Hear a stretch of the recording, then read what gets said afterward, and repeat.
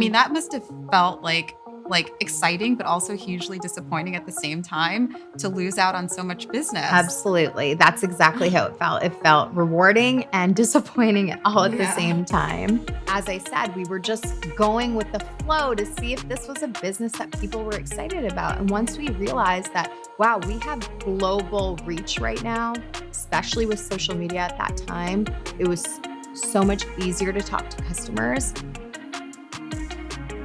In this episode, I'm in conversation with Seema Bansal Chadha, co-founder of Venus A Fleur.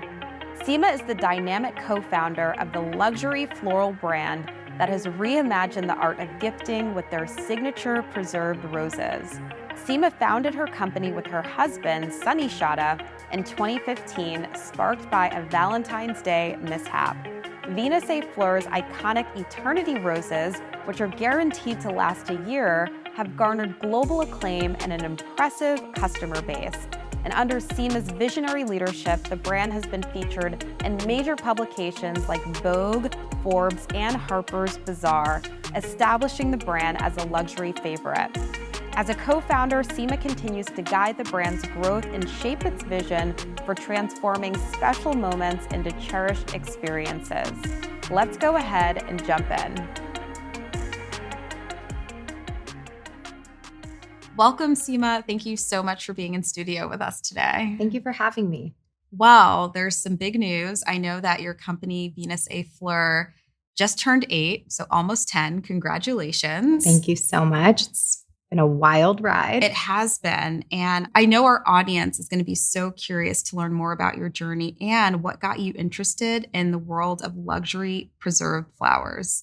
Yeah, so it started with an experience, a bad floral experience. My husband, who was my boyfriend at the time, very new boyfriend, sent me flowers on Valentine's Day. We were living between 2 different countries.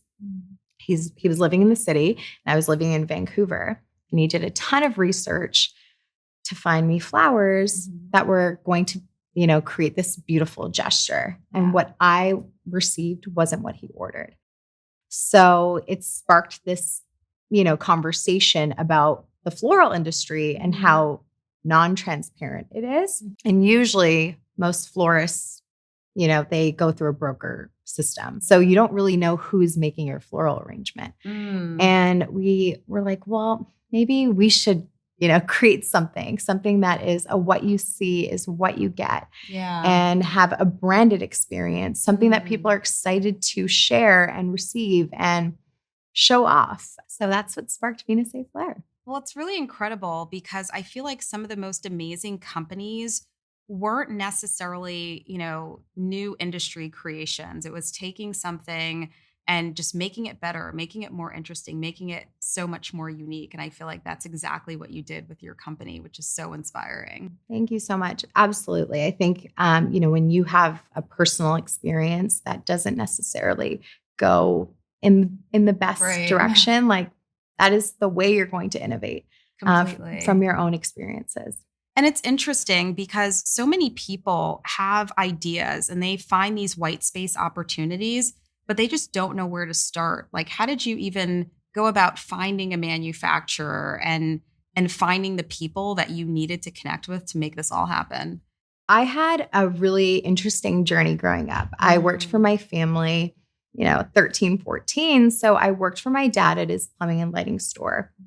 And I learned a lot, but he had us do a lot of ordering, understanding the manufacturing process and design process. So I had some contacts for packaging that we did for our faucets. My family also owns a manufacturing plant in Canada. So it was just funny. Sunny and I were talking about things that we could take on because we decided to do this business together. Right. And Sunny's your husband. He's my husband, but at the time was my very new boyfriend. Wow.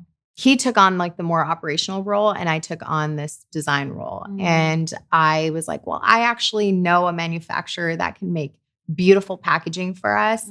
He started working on sourcing flowers and I had a logo done within 3 days. Wow. I had my first order, like the sample boxes, in 6 weeks Oh my from our gosh. initial experience because we were just so excited about this idea, but also to impress each other about what we knew. Right, right. So it was just a very funny experience and led us to where we are today. Completely. And you said another thing that was like really interesting. Like, as you were sort of like divvying up the responsibilities, what you were going to do versus Sunny was going to do, it seemed like you tapped into each of your strengths. Is that right? Absolutely. Yeah. He is very technical, has a ton of operational experience, and he's very savvy with all that sort of stuff. But I'm very creative. In the beginning, when we started the company, it was just Sunny and I. We did Wow. everything. He would literally do deliveries all the way to Connecticut if we would get an Oh my order. gosh. From Manhattan, we'd wake up 5 a.m., go get our flowers. I'd make them. Sometimes I'd jump on a subway to do a delivery if he was out doing deliveries. Like we Yeah. were just doing what we could. I mean, it's such a bonding experience too. Like, how did those early days of like running a business with your significant other, like, how do you think that ultimately shaped where you both got to today? We have the same vision in mind. Our goal is to make this company as successful as possible, but Mhm. enjoy ourselves, Yeah. through the Yeah. process. When it doesn't feel fun, that's when we're going to have those conversations. Right. But we truly respect each other. And that's what makes our relationship so beautiful. Yeah. Because without respect, you will never have a strong relationship with anyone. But I think in your Completely. marriage, that's so important. And not overriding someone's thought process, listening through Right. it and then giving your feedback after, I think is so important, especially in a marriage and in a Right. co-founder relationship. Completely. And I feel like there are a lot of couples that either think about starting a business together or they do start a business together. But I feel like sometimes there's a little like apprehension about like, oh my gosh, is this business going to be like the thing that ultimately like separates us? And are there any other practices or agreements that you have together that makes it work as well as it does? Yeah, I think we collaborate when we need to, but we Mhm. really stay in our own lanes. Of Yeah. course, especially in my role where I'm doing the product development, marketing, brand facing, everyone has something to say in that regard. Yeah. Everyone Yeah. wants to give their opinion. But we really do respect each other. So I think we've always said this. We'll collaborate when we need to on certain things. We can give each Mhm. other feedback, but we'll never override each other. And Yeah. I So think that important. rule from the beginning was what set us apart. And that's the advice I'd give to another couple or co-founder relationship because you really cannot overstep each other. Also, you shouldn't do the same job, Right. because Yes. that's where trouble really Exactly. starts. Yeah, and for me, like I didn't have a co-founder, but in the early days, I was doing everything for my company. I was even doing the things that I wasn't so good at. And I feel like if you continue to do that over the long term, you actually sacrifice a lot of your potential. Like I think part of the strength as an entrepreneur is like creating that team around you, whether it's employees or a co-founder, so that you can do the things that you're great at. 'Cause that's what makes the company special and Absolutely. successful. Yeah. Absolutely. I think your team is everything. You really need to invest into your team, hire subject matter experts that can actually help you, grow those departments where you may not have the experience in. Right. And it's true. You really can't do everything. You should do some things very well and have others help you because it takes a village Yeah. with anything, motherhood, businesses, anything in your life takes a village and you Yeah. need to support that village. I mean, it's so crazy that you went from like idea and like roughly 6 months later had this business up and running. It seems like it was this smooth sailing operation, but there must have been challenges. Like, what were some of the early obstacles that maybe even made you sort of like doubt whether or not this business could be like a viable thing? Absolutely. I moved to New York when I was 23 to be with Sunny, but also Mhm. so that we could, figure out this business was even going to make sense. And we Yeah. wanted to launch in the city. Mhm. So I moved into a flex apartment in Midtown. I don't know if you know what a flex apartment is, where they put a wall up. Well, yeah. So that was my first apartment, and we would make the arrangements there. We didn't know if we were going to get orders. We Mhm. thought it was a great idea. Our friends all thought it was cool, but they also thought we were nuts. My parents basically told me that if I was going to move, that I wasn't going to get anything from them. They weren't going to support Wow. me anymore.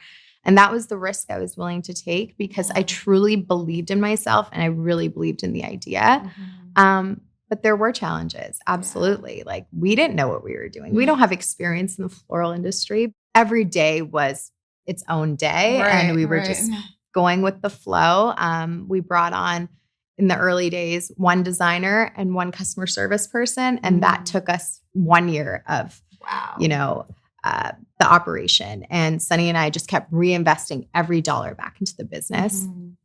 Any order we'd get, I'm no jokes, Sunny would go and deliver it. Wow. And if we got an order to Baltimore, he would be like, okay, I'm going to drive to Baltimore.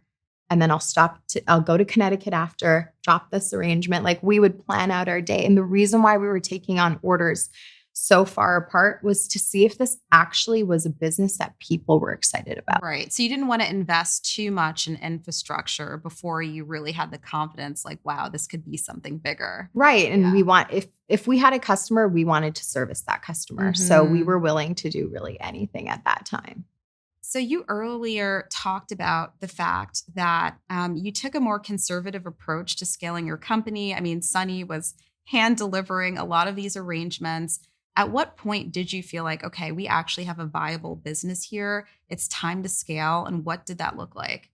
Yeah. So we had our first Valentine's Day in 2016. That was the one that we had bought inventory for. We had maybe 2 or 3 designers, a couple drivers ready to go. And we thought, okay, we can do a couple hand deliveries through New York, New Jersey, Connecticut, kind of the boroughs, the tri-state area. And to our surprise, we had an outpour of customers. We also had an incredible, exciting experience. The Kardashians, we had sent their family flowers just so that they could see the flowers. Yeah. Never in a million years did I ever think they were going to post them, but they did. And our site was unclickable. Like we had to put everything sold out because the orders were coming in so quickly. Oh my gosh. And we just did not set up the website for this enormous amount of growth. So as I said, we had bought enough to sustain our tri-state area business and some of the international orders that we were taking on as well. And we couldn't take on any more. Oh my goodness. I mean, that must have felt like exciting, but also hugely disappointing at the same time to lose out on so much business. Absolutely. That's exactly how it felt. It felt rewarding and disappointing all at the same time. But that led us to hire a supply chain director right away to really understand how to plan better and clean up the operations infrastructure, bring on an operations manager, because the real issue was our operations. That was not cleaned up. And it's so funny because, whether in beauty or in your business, a lot of people see the front end, they see the product, the exciting marketing, the branding, but they don't realize how critical the back end is so important to driving a successful business. And even for us, it's like, I always get asked the question, when did you know that you needed to hire XYZ? Oh, like your business will tell you when it's time to start building that infrastructure. If it's not a well-oiled machine, it will break down just like a car will. Yeah. And I think that for us, as I said, we were just going with the flow to see if this was a business that people were excited about. And once we realized that, wow, we have global reach right now, especially with social media at that time, it was so much easier to talk to customers. We saw this insane demand and incredible growth really early on. And I'm so grateful for that. Yeah. It taught us so much early on. And, with the flowers as well, with the planning, with the marketing, with how to speak to a customer, we had to really hone in and put together a proper business plan at that point. Right, exactly. And were you putting together a business plan because you just wanted to kind of get your vision more sort of strategically aligned with the company, or were you doing it because you felt like, wow, we may need to start fundraising to scale this business? I think it was important for us to put it down on paper and really understand who is our customer, who are we speaking to, Yeah. what do we want to be in 5 years, what do we want to be in 10 years. Right. And it was an exercise that Sunny and I and Sunny's brother, Nick, who joined early on, worked through. We actually have never fundraised. We're Wow. fully bootstrapped business. We just reinvest back into the company. We always want to be smart with, anything that we take on and what we're going to do with it. So it's been something Completely. I've been apprehensive about. Yeah, no, I get it. I mean, what do you think not having investors involved in the business has allowed you to do that maybe would have been a lot harder having that involvement? It allows you to remain creative and try things that maybe you wouldn't if you had a board. We've absolutely made mistakes. We've have had a lot of learnings, but I think they have helped us get to where we are today. Yeah. For us, it's always been, let's try something. At least let's try it once. Let's see if it does anything for us. Completely. I mean, I feel the same way. A lot of people don't know this, but I bootstrapped my company for the first 6 years before bringing on a private equity investor. And the types of like things that I would do and ideas and just random things to test and learn, I definitely felt a lot more comfortable doing that without having investors involved. Absolutely. But I will tell you, it was some of those crazy ideas and risks that I took that actually got the business to a place of like real momentum. Right. Yeah. It's your belief in the business. Exactly. Completely. Earlier, you talked about this big moment with the Kardashians and how that really kicked you up a notch. And one of the really cool things about your brand is that it has this luxury appeal, but it's also accessible, which I think is really important for the type of product that you have. How do you cultivate that? How do you maintain luxury while also creating a brand that is attainable and accessible to your customer base? It is so important that we have accessible price points. So we've developed many collections that do have an entry price point, but it is a taste of the brand. And I think that's really important, especially for our brand, to continuously have this accessible experience into the world of Venus A Fleur. But we also, what's very important to us is to lead with design and quality. And every single piece of ours is handmade.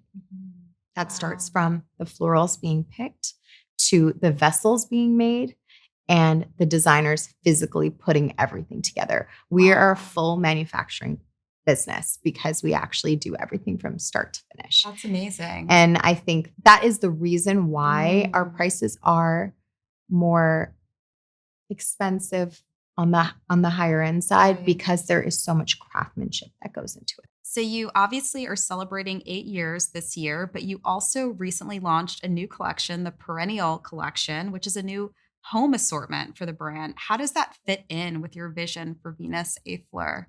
So we launched our home line after 2 years of development.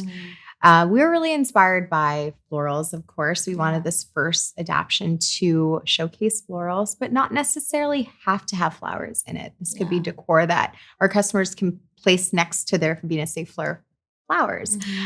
And the reason why we thought that this would make sense is because our customers were naturally putting our products next to home decor. And why not add that to our assortment and to create a new category? That's amazing. And I always tell, entrepreneurs how important it is to really understand your customer and to constantly be, listening and observing what they're doing, because that's where some of the best ideas come from. Absolutely. And I think this whole collection is a true testament to that. I mean, you were just seeing how, your customers were positioning their arrangements and it led to this idea. And earlier you talked about when you were younger, I think you worked in your dad's business doing little different things. And I do feel like so much of what inspires who we are the things that we see growing up. And I'm just curious to know, like, your dad being an entrepreneur, how did that impact your vision and who you are today? I am so inspired by my dad. He came to Canada I know this is the immigrant story, but truly came to Canada with nothing, maybe like $200 in his pocket, and worked 3 different jobs. One as like a welding assistant, one as like a plumber. Like he did many different things. And his dream was start his own business. So he initially started like a electric store where you could buy like tiny little parts. But his dream was bigger. He wanted to do more like design focused products. And he got into the world of design bathware. Seeing his journey, how hard he worked to provide for my family, the belief that he had in himself as well, to be one of the only South Asian men at the time really paving the way for such a large influx of South Asians to come to Vancouver at the time. That's so incredible. And I actually have like a very similar story. My mom was a physician and a chemist, and she had a private practice. And the waiting room was always full. She always had patients. She just had this very busy business. And she was so confident, even just like as a Black woman doing something that not a lot of people like her were doing at the time. And I feel like subconsciously for me, it just gave me this confidence that even being a woman, being a Black woman didn't matter. Like I could do it. And I think those experiences are just so powerful. Absolutely. Even you're so inspiring to me as well. Like everything you've built and the charisma and the grit and the determination that you have.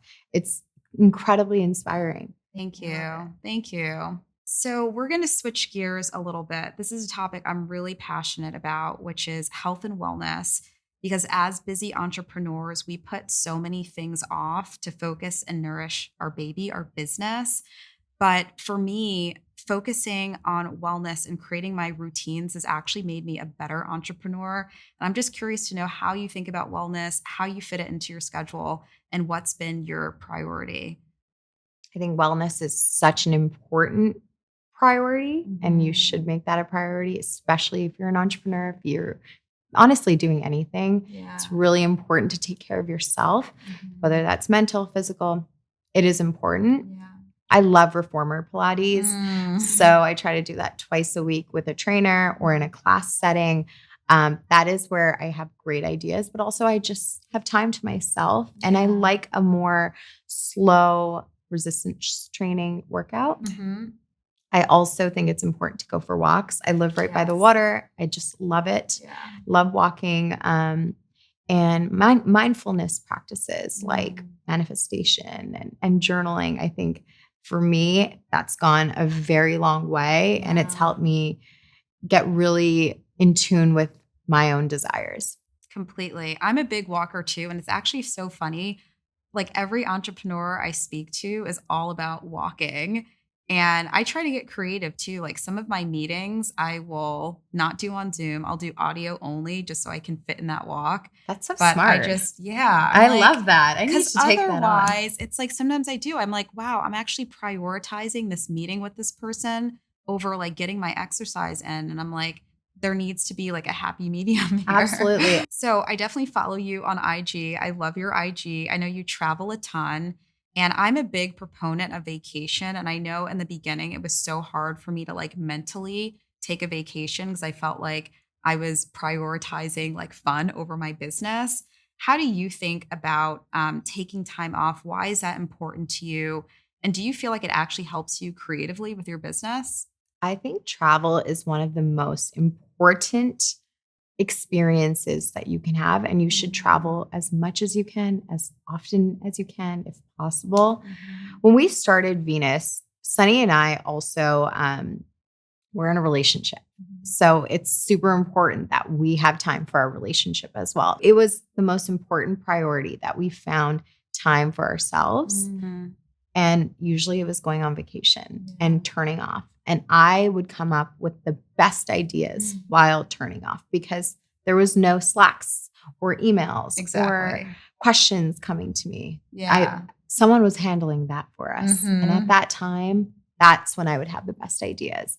I think traveling it rejuvenates your soul. Yeah, it does. Did you ever feel guilty though about it? Oh, absolutely. Yeah. Especially early on. I still sometimes do, but I think that's something that you need to work on within yourself. Yeah. More of a mindfulness practice that like everything is going to be okay. Yeah. And that this is only going to help you when you're back, because you're going to come back refreshed. Yeah. You won't be burnt out, and you're going to give more to your team, Exactly. a better version of yourself to your team. Yeah. And you're going to get more done. Right. If you're burnt out, you're just there. Yeah, you know?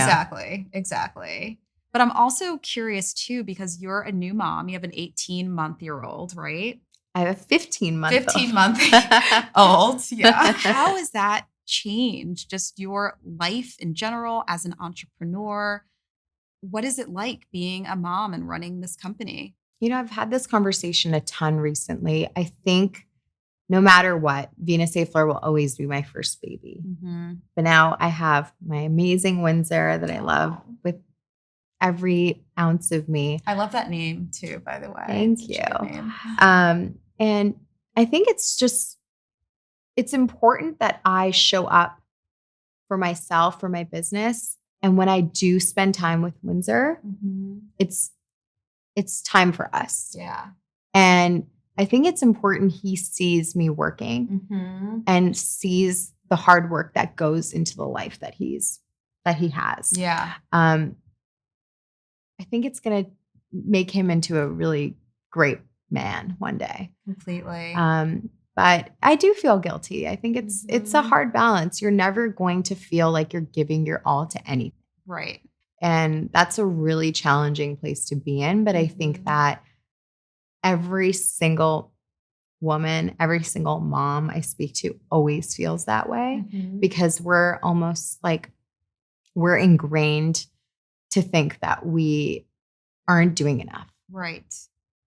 Exactly. And I talk to some moms too that say, wow, I got like this new surge of inspiration because it's not just about me anymore, but it's about this little one. And it's like totally kind of given me that like kick in the butt that I needed. Absolutely. You need to show up for them, right?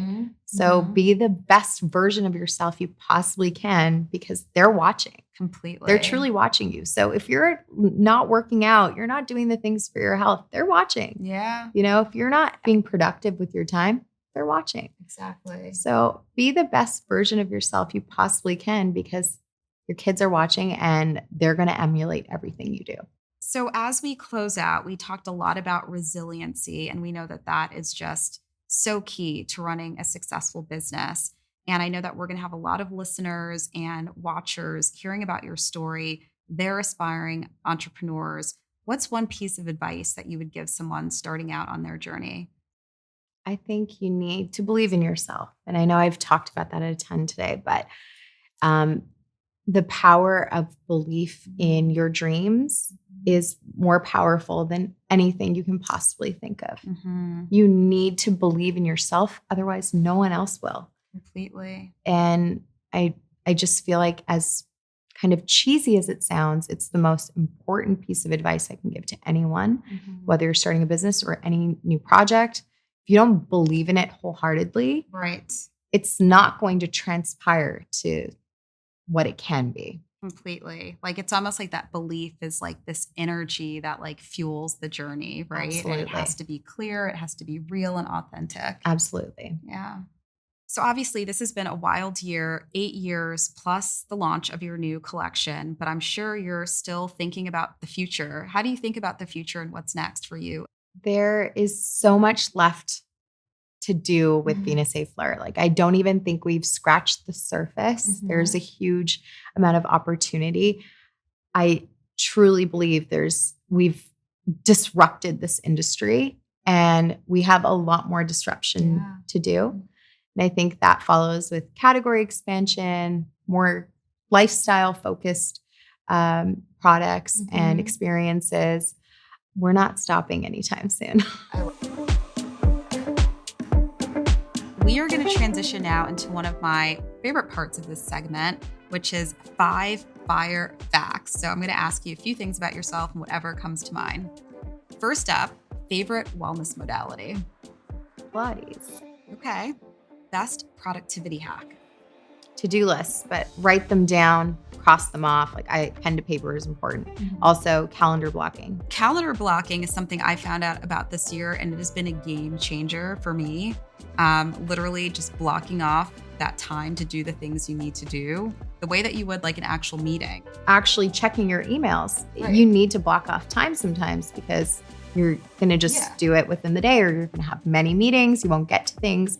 So blocking off that time, or just time to be creative, to think through things, to spend time with your family. Like you do need to block that time. It's so important. So important. All right. Favorite date night spot? My favorite restaurant is in the city, and it's called Bar Pity. So Sunny and I love to go. It's cash only spot. Okay. It's amazing Italian food. Check it out. Yes. Cool. Favorite book you've recently read? So I'm one of those people that will read like 15 pages of many books. So my nightstand has like 4 books on it. But right now it's The Artist's Way. And lastly, favorite way to celebrate? My favorite way to celebrate big is traveling. Yes. Awesome. Well, there's a lot to celebrate this year. Thank you so much, Seema. This has been such a fun conversation. Loved having you. Thank you so much for having me. I had so much fun. I hope you really enjoyed following along on my conversation with Seema, and I want to share a few key takeaways with you. So Seema didn't start her business alone. She obviously had her co-founder, also her husband. When I started Briogeo, and until this day, I've actually been the sole founder of my business. And there's a lot of different ways to start a business. You can choose to take a co-founder, or you can choose not to. But whatever you decide, it's so important that whoever you bring on really complements your skill set. One of the things that Seema said is that you don't want someone tripping over you because they're doing the same thing. So whether you're thinking about bringing on a co-founder or maybe even building out your team, make sure you surround yourself with people that can enhance what you do and that are actually going to bring new skills and ideas to the table. So Seema shared with us that when she started her company, she had absolutely no experience in the floral industry. And the same thing is true for me. When I started Briogeo, I wasn't a hairstylist, I wasn't a chemist, I had never worked in beauty before. But the similarity that Seema and I share is that we are so passionate about the industry that we're in. And I think that it's so important. It really doesn't matter if you don't have prior experience, but you have to really love what you're doing because it's gonna be a lot of work to research and figure it out and navigate all the challenges. So make sure that even if you have no experience at all, you're picking something that you genuinely have a passion and interest in. So the last point that I want to touch on is health and wellness. I tell every single entrepreneur that you have to invest in your well-being. As entrepreneurs, we spend so much time in our business, heads down, at our desks. And to really recharge and to maintain that creativity and focus over time, you have to make sure that you're prioritizing our wellness. And Seema shared with us that that's something that she does, whether it's Pilates or going for walks. Find whatever your thing is and make sure that you're prioritizing your own health and well-being just as much as you are with your business. So those were just a few of some of the key takeaways from my conversation with Seema. And I always get so much value from all of these conversations, and I really hope you did too. If you'd like to stay connected with Seema and Venus A. Fleur, check out venusafleur.com and follow Seema on Instagram at Seema Bansal Chadha and at Venus A. Fleur. And don't forget to subscribe to this series, leave a review, and share your favorite episodes with your community. Follow us at Makers Mindset Podcast on Instagram and at The Makers Mindset on TikTok and YouTube. And you can also follow me directly at Nancy Twine on Instagram and learn more from me at nancytwine.com. Let me know your thoughts, questions, and ideas for future Makers Mindset episodes. Thanks so much for tuning in.